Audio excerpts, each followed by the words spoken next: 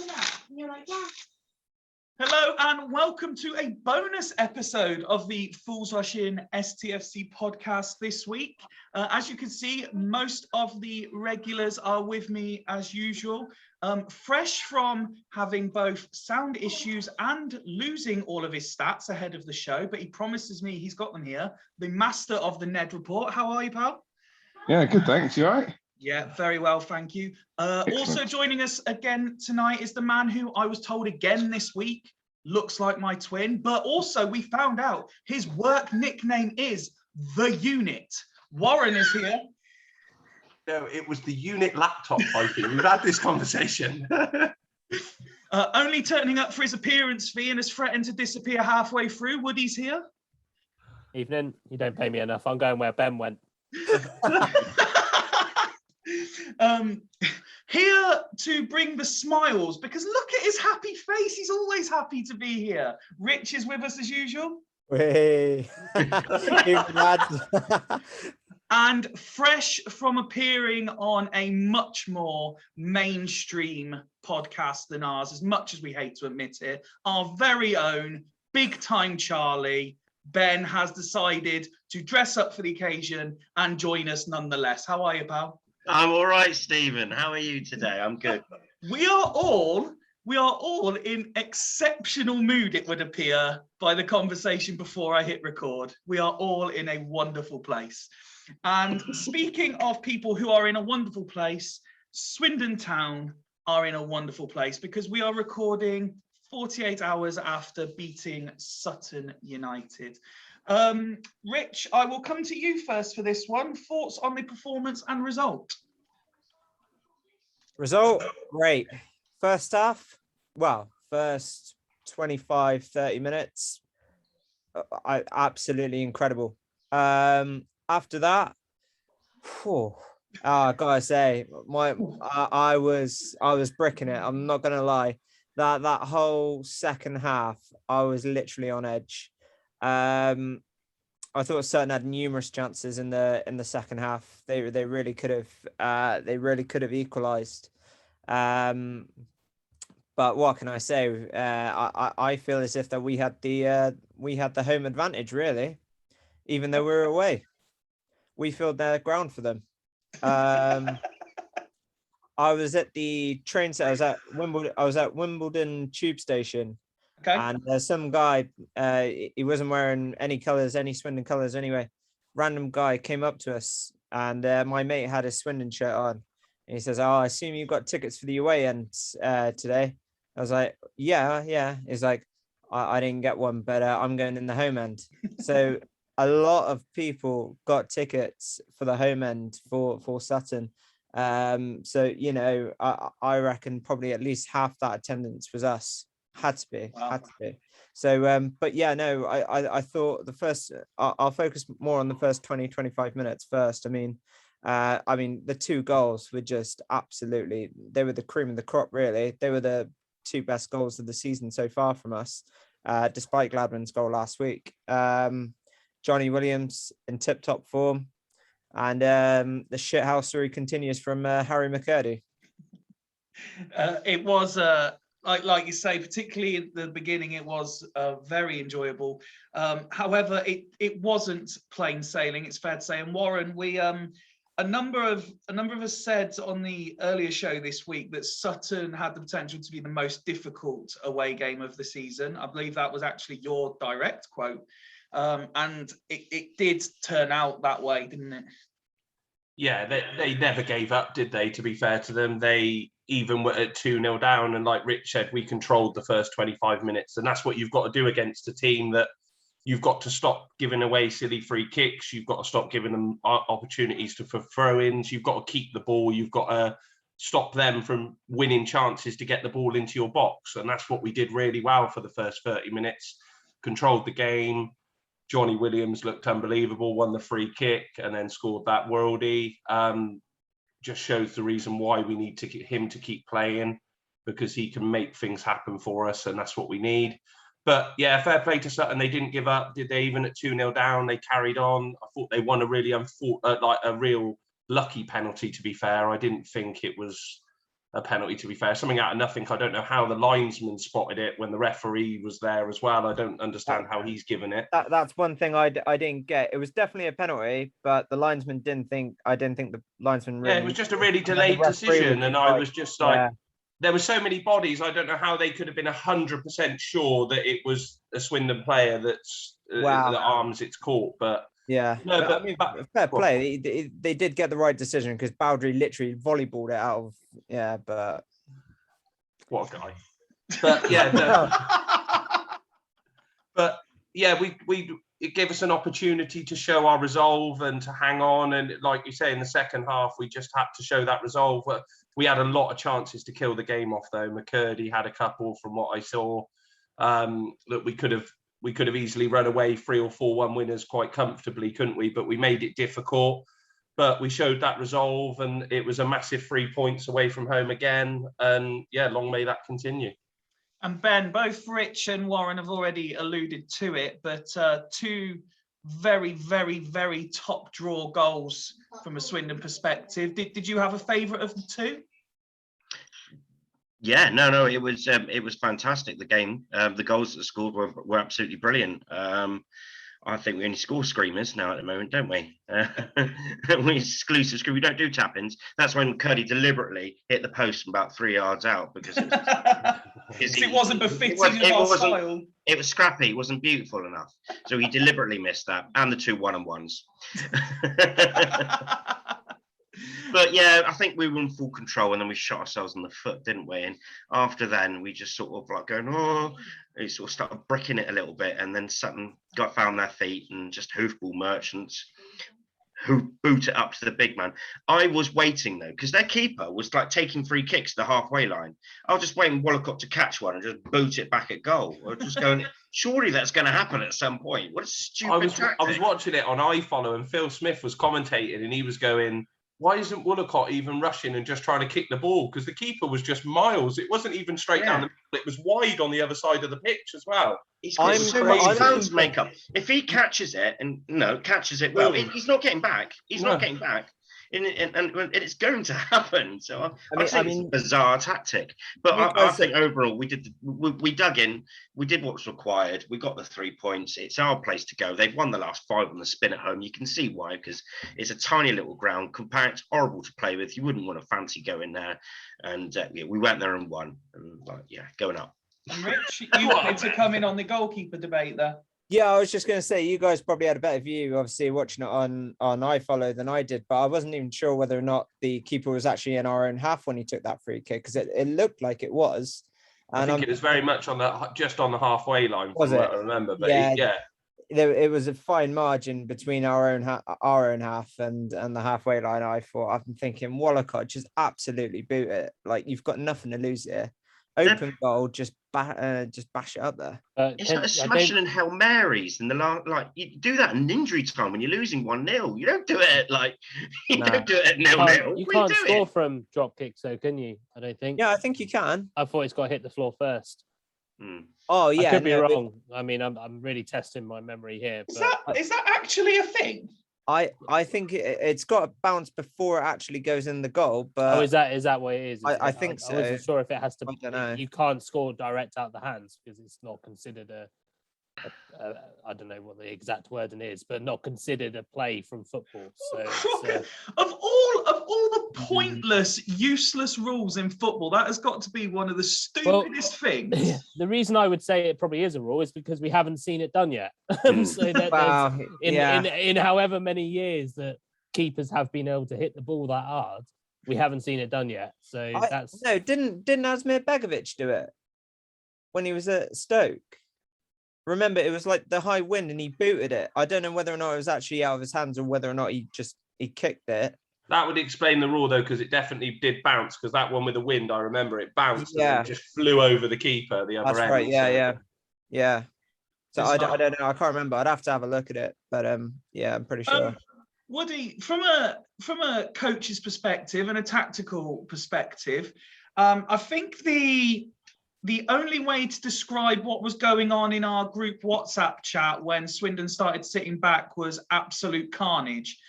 People were getting very, very emotional about the whole situation. Why do you think at 2-0 up, the plan was to sit back quite so much?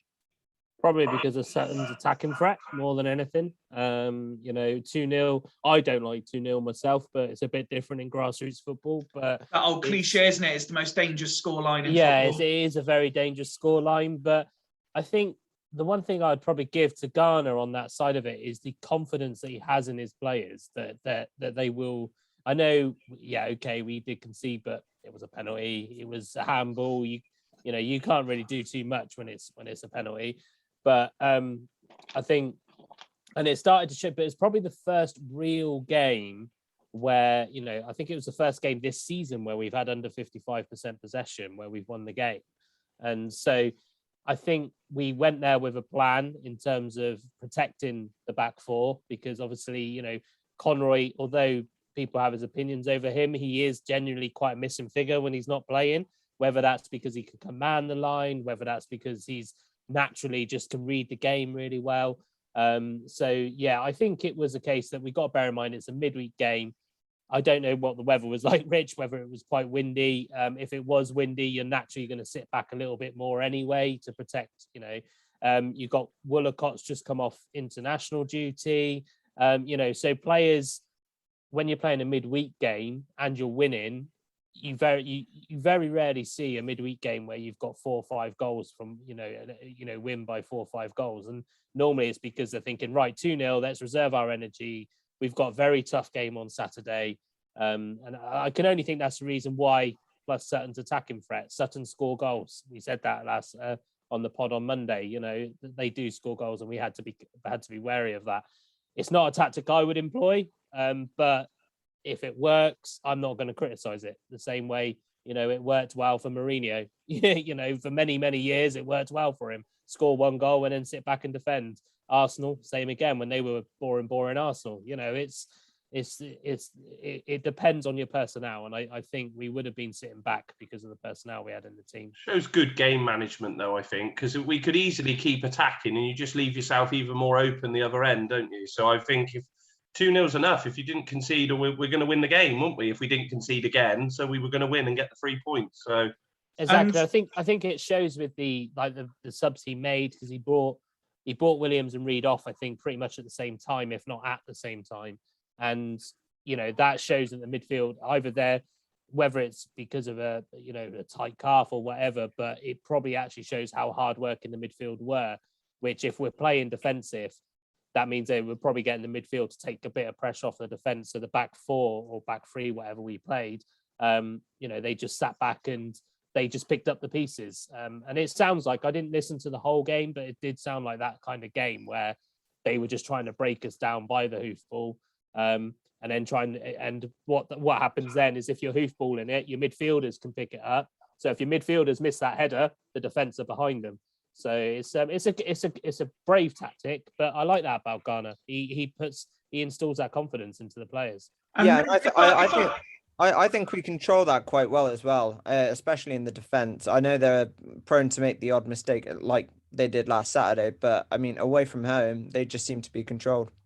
Yeah, that's kind of where I was going to go for Ned. I was going to kind of flip the question that I gave to Woody. When you consider everything, and there has been what little criticism, particularly from like the panel on recent shows, it has been more towards the defensive side of our game. It does show the confidence and the ability really to go to a place like Sutton with their threat and only concede the penalty really.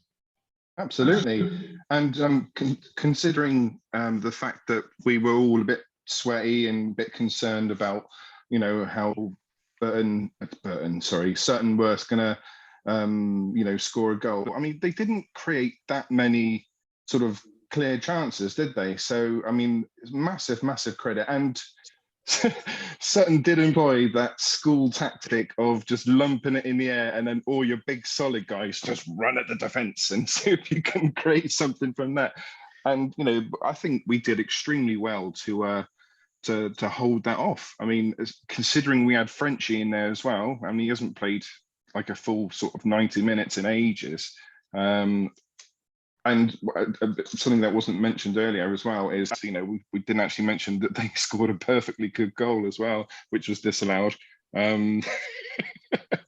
So yeah, we overlook these things. So I mean, I think the defense is looking really good.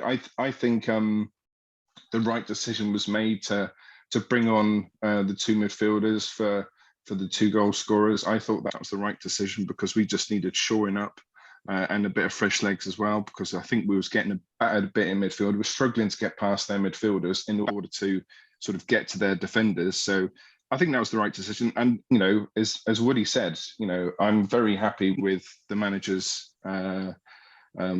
bravery in making those decisions. I think that's absolutely fantastic, and fair play to Ghana. Very happy.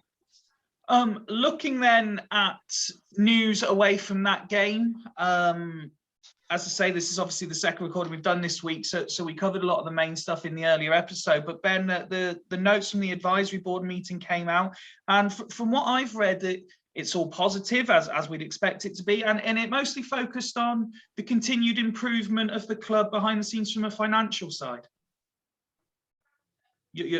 Ben, you're still muted. What a professional. See, I get moaned at for not taking myself a mute, and that's the problem, because I forget that I am not on mute and I just chat away. It's the transparency that we all craved, and we've got it. And there's a few points actually that were quite interesting, as the ball's ruining the ownership of the county ground as well. They're going to have people come down and assess the ground again, just having another quick look and see that's going, and hopefully they can get something in writing or something officially done before the new year. That's hopeful. Obviously there is the payments of the debts of the Nationwide and other people, and former supposed players, and it's good to see. It's good to see the opening. It's good to see where they are. As I said, I've said before, the way I like it is they make it quite, dumb it down. They make it quite simple. Where they are, amber light where it is, how we need to improve, what we do to make this amber into a green, as much as you would do with any other workplace as well. And it's good to see. It's encouraging, and it's good to see there's constant involvement of the board, and it's going on every month. And it's good to see where our money's going as well. It's wonderful. It's wonderful. And I think long may it be the case, and it's something this club is desperately need, and the fan base is desperately need. And the fans are repaying that with turning up and giving the support. Even though we've only won one at home, we're still turning up 9,000 v Rochdale. It's unbelievable. Yeah, I completely agree. And we are also now starting to see a bit more promotion for the women's game at the county ground, Woody. Yeah, so I still don't know whether the debacle over the logo on the tickets has been sorted, but it's we've kind of got to the stage now where we're just like, let's start advertising it. The supporters club are very, the official supporters club, not the trust, the one of the other two. They're very much behind it. Which is fantastic to see. They're promoting quite a few activities. I have no idea in terms of sales yet, probably not that high, to be totally honest, at the moment, but it tends to be, especially with women's football in general, I don't think many people tend to buy in advance. It tends to be I fancy it today, I'll go, I'll take a walk down the road and purchase a ticket. But obviously they're at home this weekend at Fairford, so we're probably going to try and push it out a little bit there as well, even though Fairford probably aren't particularly happy that we're taking some revenue off them by playing at the county ground. But if I could go back to the advisory board bit as well, because I haven't read it all the way through, but it seems that they've received some feedback in terms of its presentation as well, and taken that on board, such as, I think one of the slides, I've just got it up here, and it's even just a small chart just to say who we owe money to and how much. I know they mentioned it last time, but small things like that for people like me who tried to skim read it, that's a big thing. We can see, we got 1.9 million in debts and things like that still. And it seems to be genuinely, it's a good feel that they're just taking all the feedback, and they might not be able to action all of it. It's going to be a patient process. But I think if we had even thought back in July, whenever he took over, we never would have expected this. You know, we wanted transparency, yes, but we never would have expected it to this level. You know, I think there's you know, there's a few things from the women's point of view that's going to go on the website and things like that. I know Laura Morgan, who works in our women's section at Swindon Town, she's a trust member as well, and she's quite actively involved with the advisory board as well. So they're really tackling it from all different angles, I think.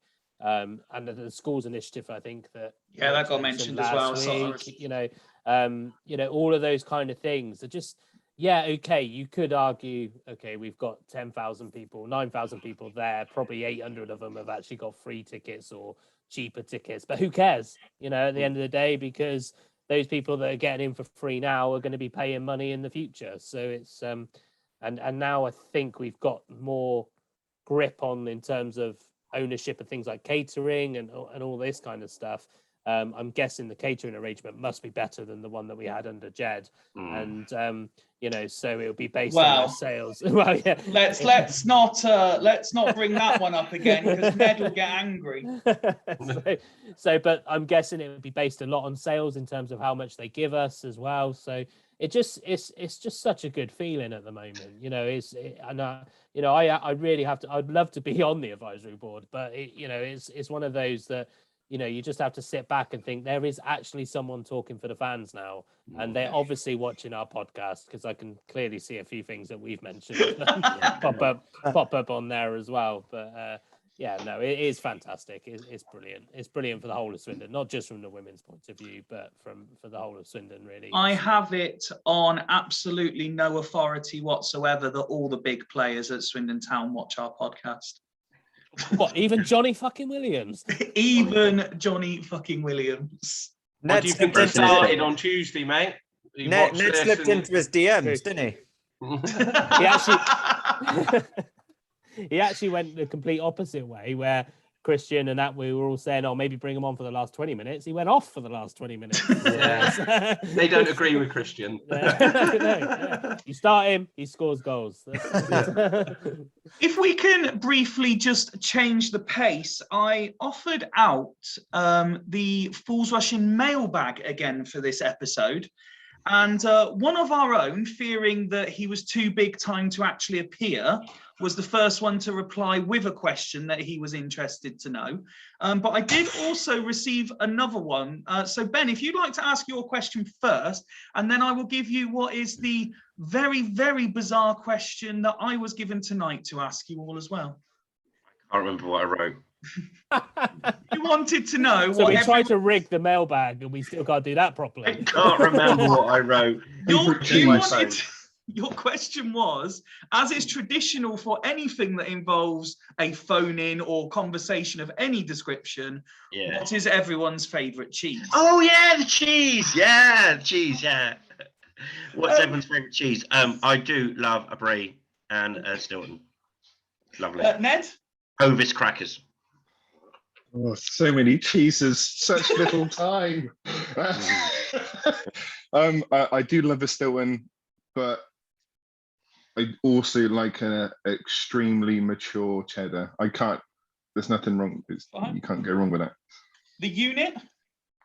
You love. It's his name. It's gonna have his name now on there. It's called Unit. I'm gonna love this.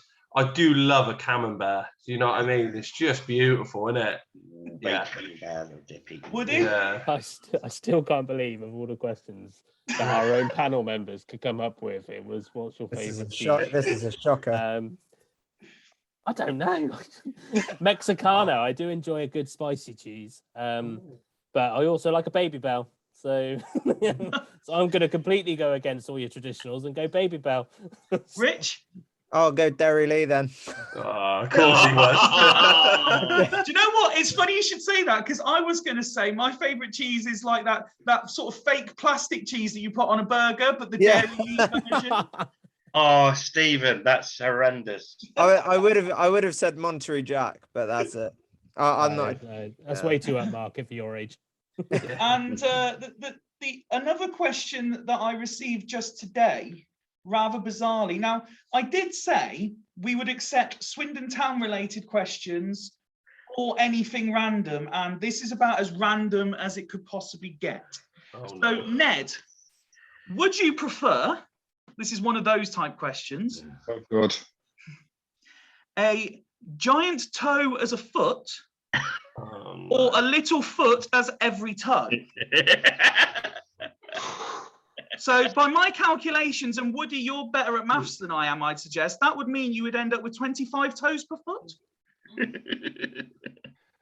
Oh, I think a big toe as a foot.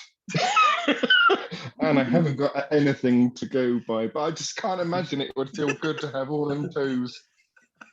Warren? Yeah, I'm with Ned. I just can't think of having all those toes. Like, you get that living in Calm, but you know what I mean? It's like, I don't live in Calm, by the way. All right, I'm just putting it out there. It's only a joke.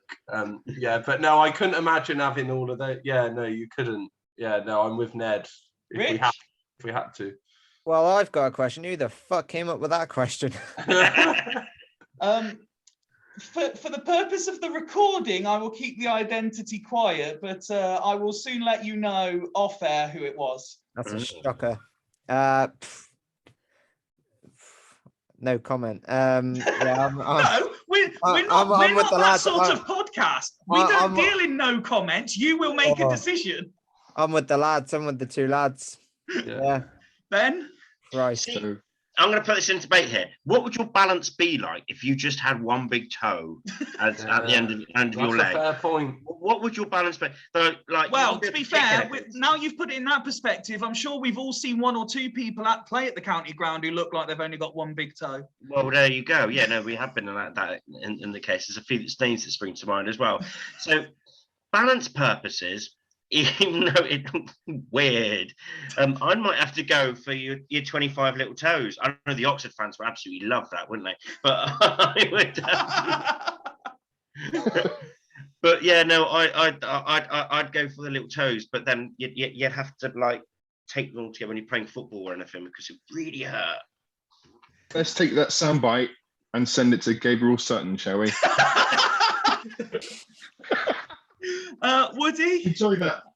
My days. Well, I couldn't have too many feet on one foot or whatever you were saying, because that's just a ridiculous amount of trainers, and trainers are expensive at the best of times. And not only that, you'd look like a jingleberry. You'd be walking around looking like you got Ferris wheels hanging off the bottom of your legs. So yeah, I'd have to go one big toe. Yeah, that's now. No offense, because I'm sure there's somebody in the world who genuinely only has a big toe as a foot. So I hope they're okay, and I hope they get along well with life and are not bullied like they would be, like they seem to be doing on this podcast. Google. Now, I have, because of the nature of the question, I have already answered this, and I said because my balance is only worsened by my hand-eye coordination, I would take the one big toe because it would make absolutely no difference to me. But thank you very much for submitting the question, and hopefully we will get plenty more questions of that ilk in future episodes. Before we move on, back to the football quickly, I had a Google. A goalkeeper is able to score from a drop kick or from a kick out of his hands. The goal will not be disallowed as the goal has not been scored directly from the goalkeeper's hands. So he couldn't throw it into the net, but that would be pretty impressive if he could. Yeah, I was going to say, I would love to see him attempt to throw the ball the length of the pitch. Woody, you made up that rule. Yeah, I don't know where I've heard it from. I reckon it was Reedy. Yeah, 100%. That's who it is. Yeah. But yeah. Thank you for clearing that up. This is how really professionally run this is. If we ask a question, we answer the question in the same episode. Yeah. Unlike the Late Late Show with James Corden, where we're still waiting to find out if the Queen's ever had a McDonald's. Before we look at Bradford, that will mean nothing to any of you if you don't watch it, by the way. Before we move on to Bradford, Ben, we've joked a few times tonight, but if you'd just like to plug what you did prior to turning up for tonight's episode. Yeah, I was on the EFL debate with some of the promotion contenders. Gabe Sutton, who's really quite a young aspiring journalist and well known in the social media world of the lower leagues and a lower league expert. Has been in contact with some of the League Two clubs, a few fans of League Two club asked to represent them, and I've done my bit for Swindon and hopefully not shown us up. But yeah, it's worth watch. It's on Gabe's feed, Gabriel Sutton, at Gabriel Sutton, I think it is. EFL debate. It's a good listen and a good perspective on how well the other clubs are and where they are right now and how they fancy their chances. It's worth a listen if everyone. And I believe you were joined by a Forest Green and a Port Vale fan tonight. Yeah, Forest Green and Port Vale. Nathan, the Forest Green fan who lives in America, and yeah, I love listening to him because the way he talks, it's like he's commentating on American sports, and he talks like he's commentating on American sports. And yeah, he's just full of enthusiasm. And hang on. Did you ask him why he supports Forest Green when he lives in America? Yeah, he's American. He's a proper full-on Yank, and he lives in America, and he's got a Forest Green podcast, and he's got his own little following now. And yeah, I don't really know why. Yeah, I was going to say, did that answer Woody's question? See, this is what happens. This is what happens when you leave these independent podcasts and go big time. You go all politician on us and don't actually answer the question. Unbelievable. I mean, I don't know if anyone else has clocked it. I don't know if anyone else has clocked this yet, but Ben actually has an audience in the background laughing at him right now. No. There's somebody that holds up a sign that says applause and just says applause. No, someone's holding up a sign behind me saying twat. That's for you. It is. You have no idea. She's laughing at me right now. He's actually asked his wife to put a star on his bedroom door that just says Nichols. I think the question that all the diehard viewers of this want to know is, though, Ben, even if you want to ignore why is the American a Forest Green fan, is did you get the sick out the shoes? Do you know what? Sarah's white ones. She's had a go at it. She can't get a little bit out. No, stop using so many words. No. In a word, no. And Ben, you must remember to mute your mic. Let's try and get this back on track before it descends into absolute chaos. Ned, can we have the Ned report for the weekend's game with Bradford, please? Yeah, sure. Insert crazy new theme tune here. Well, I mean, it's a complete opposite of Sutton, isn't it? Jesus Christ. They are so out of form. It's unbelievable. They've had one win. They've had one win, and that was at home, since, was it August the 23rd, is it? August 23rd, August 22nd? Okay. They are doing rubbish, and they were my pick for potentially winning the league. I think that was everyone's pick. I think it was everyone's pick. Again, not mine. Hey, well done. Those people's then. Yeah, I know most Well done, senior. Me and Woody said Mansfield. That's going well. Yeah. We were completely uneducated.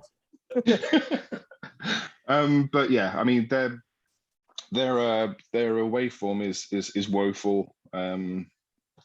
Obviously, we've got 10 out the last 12 points. We're flying, but we just need to solve that home problem. That's essentially what it's all about, isn't it? I was just going to say, sorry to interrupt, but last episode we said that it's a team good at home versus a team good away. What you're telling me this time is it's a team bad at home versus a team bad away. Well, or a team bad at home and a team bad at home and bad at away. Yeah, exactly. They're just blooming dog shit at the moment, aren't they? Even Bristol Rovers are better than. Yeah, it'd be a 0-0 draw then. Both teams will lose. Right. I'm putting my money. Gabe wouldn't descend into this chaos, would he, Ben?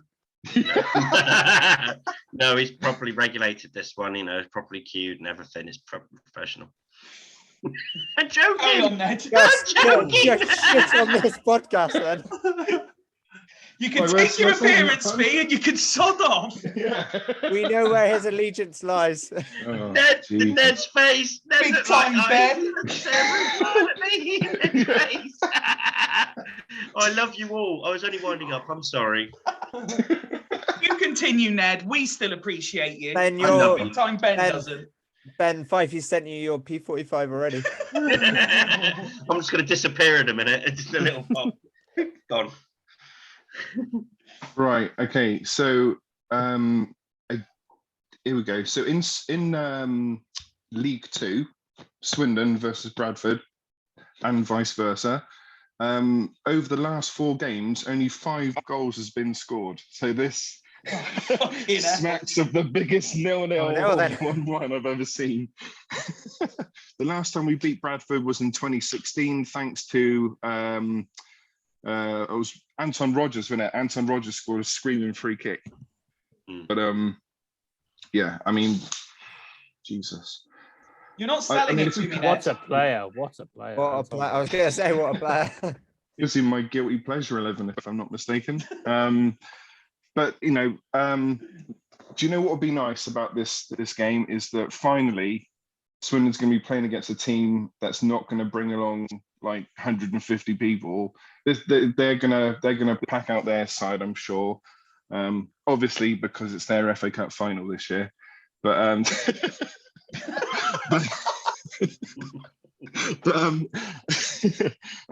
the players that I was looking at was Andy Cook. He's the obvious danger man. He's essentially one of the only players that can score for him. But what I was Ned, thinking, you're more critical of this team than you were for Bristol Rovers. You went in hard on them. Oh, shit. Honestly, I reckon if all the people that's been on the pod get together, we could give them a bloody seriously good game. Even one up Gary. even one show Gary. And well, I was going to say something else then, but I'll keep my mouth shut. For security purposes. Do. Right, so I was having a look at the shots by some of the players, and Charles Vernham, Callum Cook, they've taken between them. Let me just count them up. So that's obviously good for if you're listening. Entertain yourselves very quickly in a non-sexual way. Right. Here's a So, question. I Would you never rather have ever, one if I nostril? ever suggest doing a bonus episode again, just tell me to no. Fuck off. Carnage. 95 shots between 3 players, and they've only produced 10 goals. 95 shots. They are rubbish. Now, all we've got to do is mark flipping Andy Cook out the game, and they've got nothing. They've got absolutely nothing.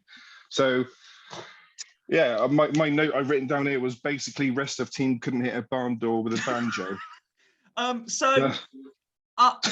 Being ever the realist that I try to be, I've spotted Rich's face the more you were going on there, and I don't know if you agree, but I'm slowly starting to fear an absolute hiding is coming because of what Ned said. No, I just think it would be like Colchester all over again. No team can fucking score. We'll stick with See, you one then, of Rich. those What are you things- thinking ahead of the game? I haven't finished yet. Oh, sorry. Don't interrupt the Ned report. Jeez, bloody hell. I don't have the auto cue like big time, Ben. Yeah, exactly. Yeah, You've got to we need listen to take the a Ned page. report. He's the one that's going to get us the sponsors. You've got to listen to him. But what I did notice is they've got an extraordinary amount of crosses in them. Callum Cook's got 77 crosses into dangerous area. Liam Rodaush, formerly of Swindon, many moons ago, he's got 51. Charles Burnham's got 31. So they get plenty of crosses in the box. We just need to mark Andy Cook out the game, and then we'll destroy him. So they'll push the players forward. We hit them on the break every time. It's perfect Ghana ball. For me, this is going to result in our biggest home win of the season. I cannot see it going any other way. More than To 1-0. be fair, No. to be fair, Ned, 1-0, it's not fucking hard. I reckon.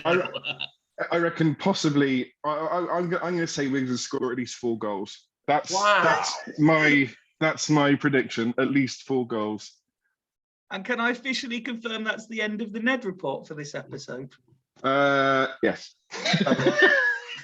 Rich, we'll come back to you then. What's your thoughts, please, pal? Don't know. Where do we start? No, look, listen. I mean, like Bradford, like Ned said. I mean, they've not been very good at all. But it only takes that one game to change the season in League Two. And I think, well, obviously, if they can try and get a result against us, then they'll go and fly again. But as it stands, we've got something to play for. And that's that home win. Obviously, we've had one already this season, but we want a convincing win at home. And obviously, that's one thing that we've lacked so far this season. So, but mind you, though, Garner said that the last time, last weekend against Rochdale. So I think he's probably going to send the same message again.